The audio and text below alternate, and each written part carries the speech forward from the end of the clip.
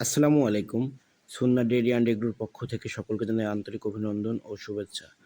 গতরাতে আমাদের এখানে মাঝারি বৃষ্টিপাত হয়েছে, যার দরুন আমাদের এই ঘাসের জায়গাটি আর্দ্রতা সম্পন্ন হয়েছে, যা সার প্রয়োগের জন্য উপযোগী।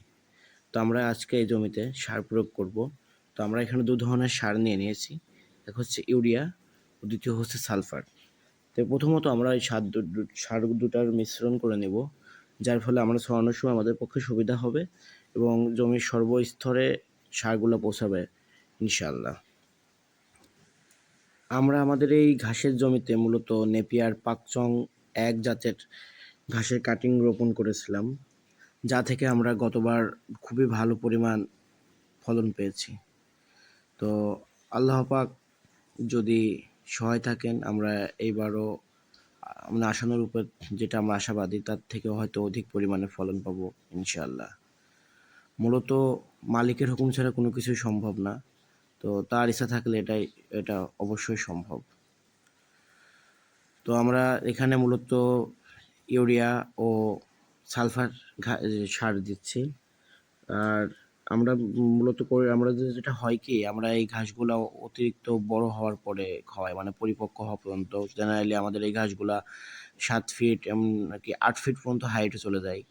তো তো যার দরুন আমাদের এই ঘাসের মানে গ্রোথ ঠিক রাখার জন্য আমাদের এখানে ইউরিয়াটা একটু অধিক পরিমাণে প্রয়োগ করা লাগে।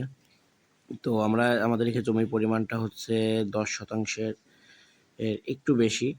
তো যার দরুন আমরা এখানে প্রতি শতাংশে ১ কেজি হিসাবে ১০ কেজি ইউরিয়া ও একে বুস্ট করার জন্য ৩ কেজি সালফার প্রয়োগ করছি। যেমন ইউরিয়াটা হচ্ছে নাইট্রোজেন সম্বলিত ঘাস, মূলত ইউরিয়াটা বলতেই নাইট্রোজেন।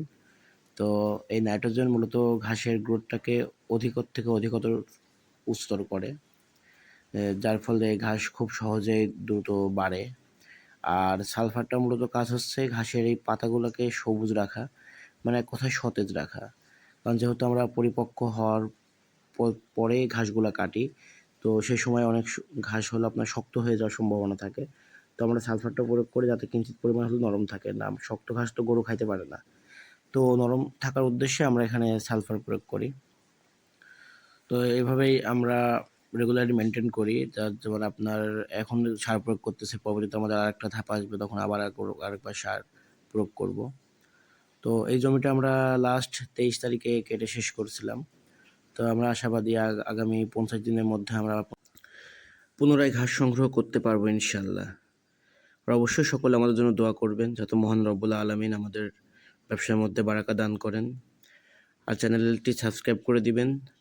আর ভিডিও ডেসক্রিপশনে আমাদের ফেসবুক পেজের লিঙ্ক আছে, আপনারা চাইলে সেখানেও আমাদের সঙ্গে যুক্ত হতে পারেন। আমরা সকলের জন্য দোয়া করি। তা আল্লাহ পাক আমাদের সকলের রিজিকে বারাকা দান করুক। তারপর আপনাদের সঙ্গে আমাদের পুনরায় দেখা হচ্ছে নতুন কোনো ভিডিওতে। খোদা হাফেজ।